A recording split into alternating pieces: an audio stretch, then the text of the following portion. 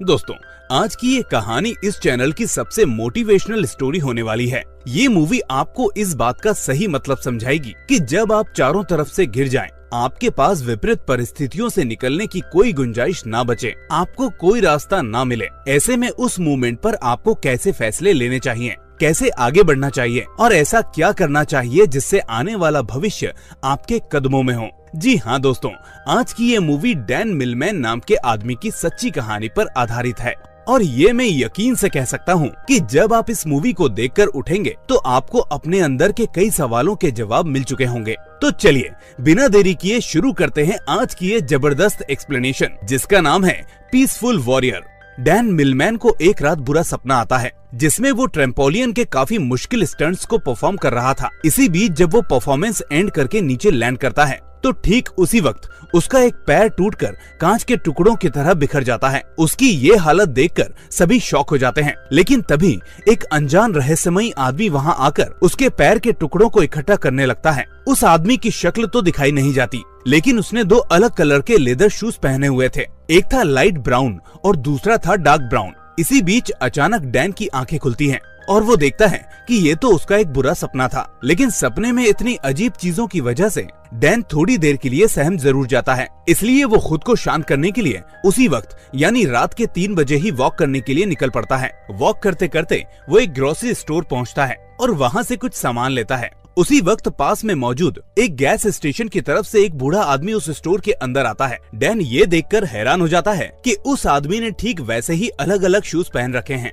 जैसे उसने सपने में देखे थे। वो उससे कहता है कि आपके पैरों में अलग अलग जूते हैं। जवाब में वो आदमी कहता है कि इसमें से एक जूता नया है और एक पुराना। ये जवाब डैन को कुछ अजीब लगता है, इसलिए वो चुपचाप वहाँ से बाहर जाने लगता है। उसके बाहर जाते ही वो आदमी भी बाहर आकर एक चेयर पर बैठ जाता है, जिसे डैन नोटिस कर लेता है। लेकिन जैसे ही वो सिर्फ 2 सेकंड बाद वापस मुड़कर देखता है तो ये देखकर शॉक हो जाता है कि वो बूढ़ा आदमी अब उस चेयर पर नहीं है, बल्कि उस स्टोर की छत पर है। डैन के लिए ये काफी शॉकिंग था, क्योंकि इतनी जल्दी एक आदमी नीचे से ऊपर नहीं पहुंच सकता था। हिम्मत करके डैन उसकी तरफ बढ़कर पूछता है कि आप इतनी जल्दी ऊपर कैसे पहुंच गए। इस बात का वो आदमी जवाब नहीं देता, बल्कि उसकी तरफ रहस्यमयी तरीके से देखता रहता है। ये सब इतना अजीब था कि डैन भी हैरान था। ये सब उसके साथ क्या हो रहा है, वो अब ज्यादा नहीं सोचता और वहाँ से निकल आता है। इसके बाद सुबह डैन कॉलेज में अपनी प्रैक्टिस के लिए जाता है। डैन अपने कॉलेज का बेस्ट ट्रेम्पोलिस्ट था, लेकिन वो अपनी परफॉर्मेंस से सेटिस्फाइड नहीं था। उसको हमेशा दूसरों से आगे निकलने की होड़ थी और वो खुद को बेहतर समझता था,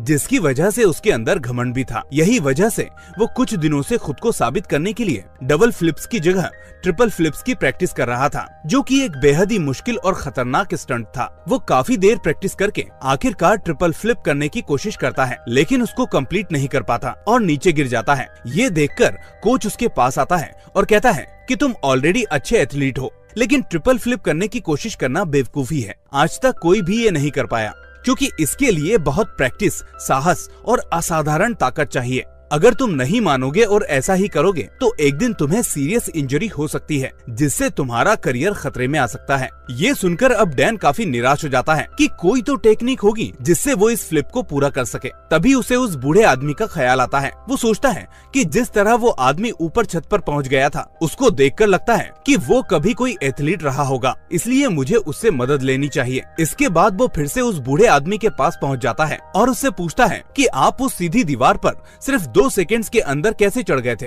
क्योंकि मैं खुद एक जिम्नास्ट हूँ और मुझे अच्छी तरह पता है कि कोई भी एथलीट ऐसा नहीं कर सकता। बूढ़ा आदमी कहता है कि अभी उसको समझने के लिए तुम बहुत कमजोर हो, इसलिए पहले तुम्हें बहुत कुछ सीखने की जरूरत है। पर डैन को तो अपनी ट्रेनिंग और नॉलेज पर घमंड था। वो कहता है कि मुझे हर चीज की नॉलेज है और आप मुझसे कह रहे हैं कि मुझे सीखने की जरूरत है। अगर आप चाहें तो मुझसे कोई भी सवाल कर सकते हैं। वो आदमी उससे कहता है कि अच्छा बताओ, क्या तुम खुश हो? डैन को ये सवाल फिजूल लगता है और वो कहता है कि मेरे पिता एक बहुत बड़े बिजनेसमैन हैं। मैं भी एक सक्सेसफुल एथलीट हूँ।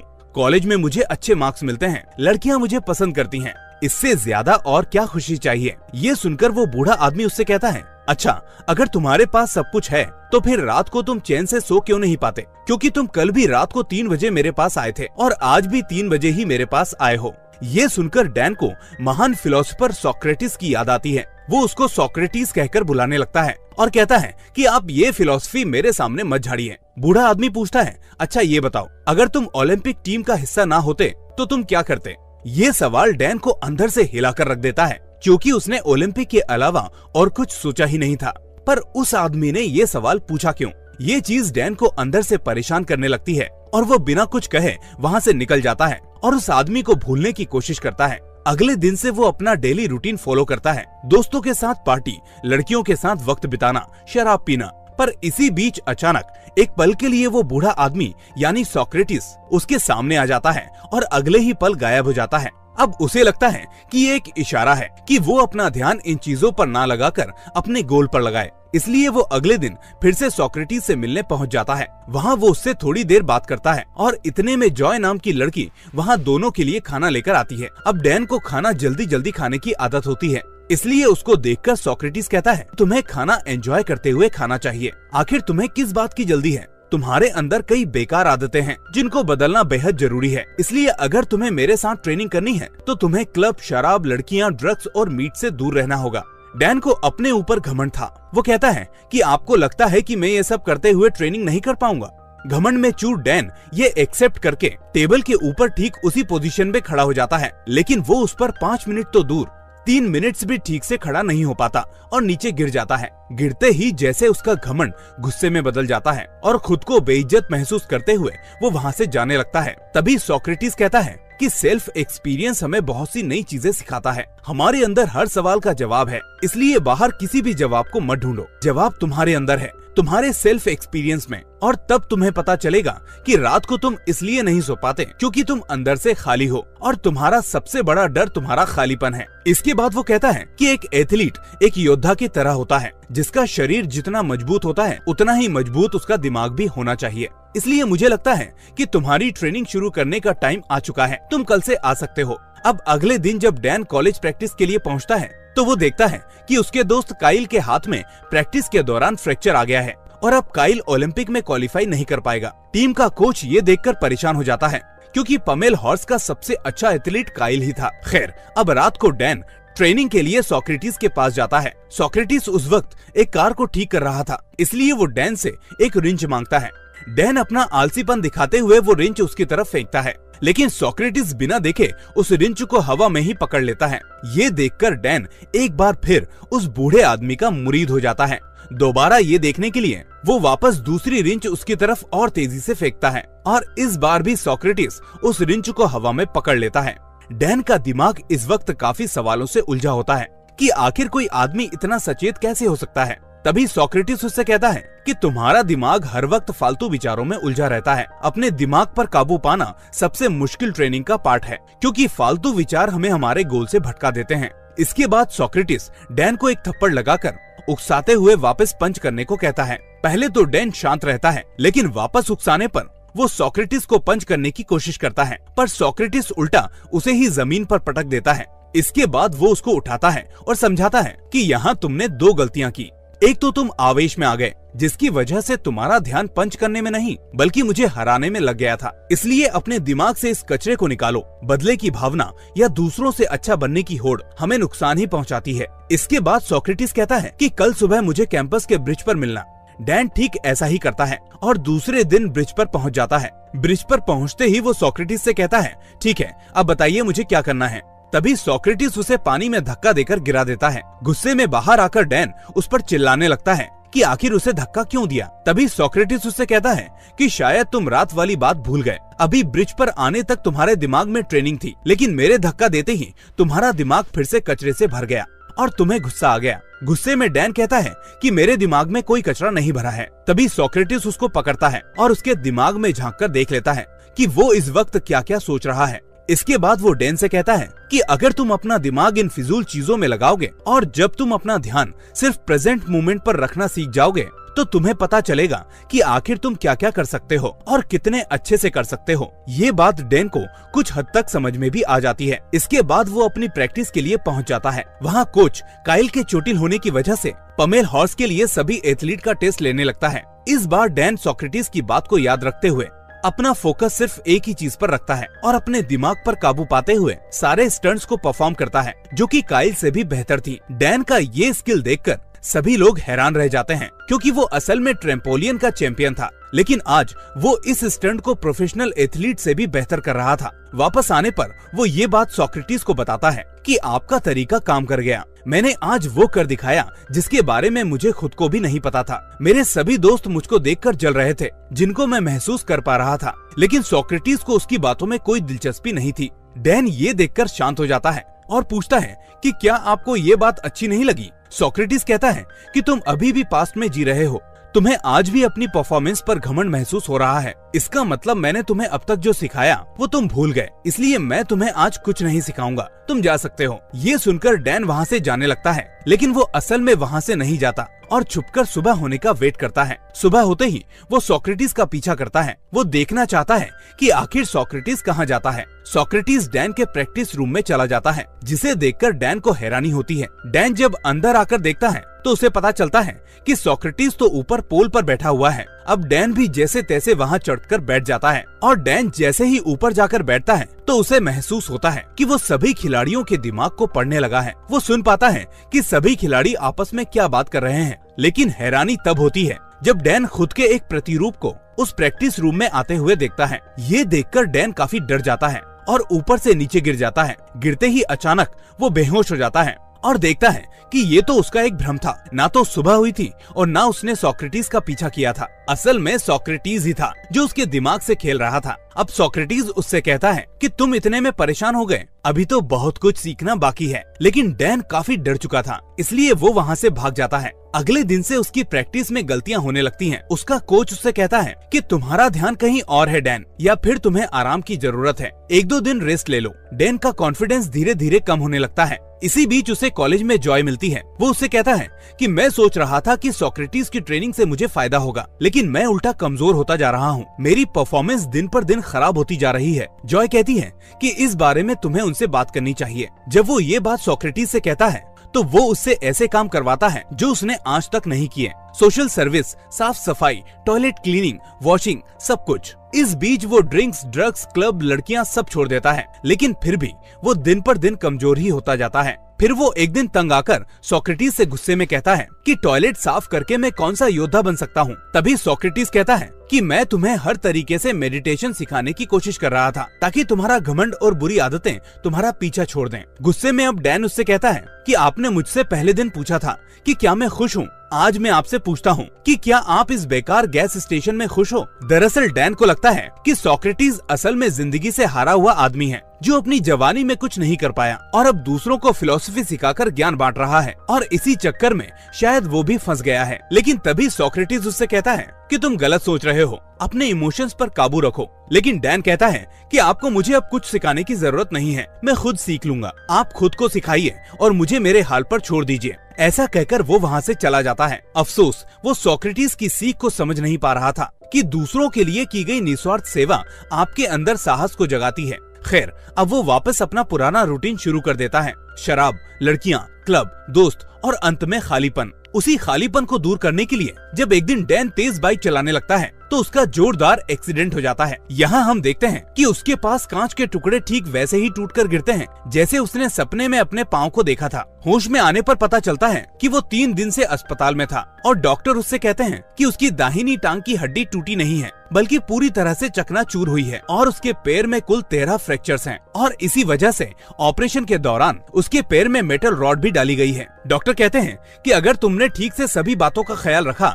तो तुम 2 महीने में चलना शुरू कर सकते हो, लेकिन अपनी प्रैक्टिस के बारे में भूल जाओ क्योंकि अब तुम कभी भी ट्रेम्पोलियन को परफॉर्म नहीं कर पाओगे। डैन को पता चल चुका था कि अब उसका ओलंपिक में जाना नामुमकिन हो चुका है क्योंकि उसको चलने के लिए बैसाखी का सहारा लेना पड़ रहा था और उसकी ट्रेनिंग, प्रैक्टिस सब कुछ बंद हो चुकी थी। हड्डी टूटने के बाद डैन का घमंड भी अब टूट चुका था। इसी बीच जॉय उसके पास आती है। वो कहती है कि मुझे तुम्हारी फिक्र हो रही थी, तुम फिक्र नहीं करो, सब कुछ ठीक हो जाएगा। डैन जॉय को पसंद करने लगा था, लेकिन इस वक्त उसका मन उसे खाए जा रहा था। खैर, अब इसके बाद वो सोचता है कि ऐसे हार नहीं मानेगा। वो अपने कोच से मिलता है और कहता है कि मैं थर्ड राउंड में तो आउट हो जाऊंगा, लेकिन 8 महीने बाद फाइनल क्वार्टर राउंड है, मैं उसमें परफॉर्म करूंगा, जिसके लिए मैंने ओलंपिक कमेटी में पिटीशन भी दायर कर दी है। लेकिन कोच ये जानता था कि डैन जिस सपने को देख रहा है वो कभी भी पूरा नहीं हो पाएगा, वो खुद को और हर्ट कर लेगा, क्योंकि डॉक्टर्स ने उसको प्रैक्टिस करने के लिए मना किया है। उधर डैन खुद के सपने को टूटता देख फिर से आवेश में आ जाता है और वो अपनी सभी ट्रॉफीज को तोड़ देता है और फिर टॉवर पर जाकर अपने आप को खत्म करने के लिए पहुंच जाता है।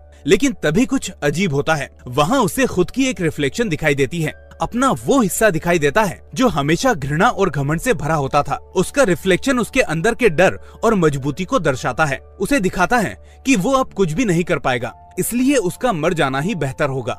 इसके बाद वो उसको नीचे खींचने की कोशिश करता है, लेकिन डैन समझ जाता है कि वो अगर अपने अंदर के गुस्से, घमंड और डर को भूल जाएगा तो ये सब ठीक हो जाएगा। जैसे ही वो अपने इमोशंस को कंट्रोल करता है, वैसे ही उसका वो रिफ्लेक्शन अपने आप नीचे गिरकर खत्म हो जाता है। ऐसा होते ही अचानक डैन की नींद खुलती है, क्योंकि ये सब उसका सपना ही था। अब वो समझ चुका था कि जो सपना उसने देखा है उसे हकीकत में वैसे ही अपने डर को खत्म करना होगा। इसलिए वो अब मदद मांगने सोक्रेटिस के पास जाता है और तेज तेज रोने लगता है। सोक्रेटिस इस बार उसको अलग तरह से ट्रीट करता है, क्योंकि वो भी जान चुका है कि ये पहले वाला डैन नहीं है। वो कहता है कि इतनी जल्दी हार मत मानो, और जैसा मैंने तुमको पहले समझाया था, हर सवाल का जवाब तुम्हारे अंदर है। खुद से सवाल पूछो, जवाब तुम्हें खुद ही मिल जाएंगे, और जब तक तुम्हें सही जवाब नहीं मिलता तब तक उस पुरानी कार के ऊपर बैठकर सोचते रहो। डैन उस कार पर जाकर बैठ जाता है। उसके पास समय ही समय है, लेकिन आखिर वो क्या सोचे उसे समझ नहीं आता। वो हर बार एक नए जवाब के साथ सोक्रेटिस से मिलता है, लेकिन उसका गुरु उसको वापस भेज देता है। फिर रात भर उस कार पर बैठने के बाद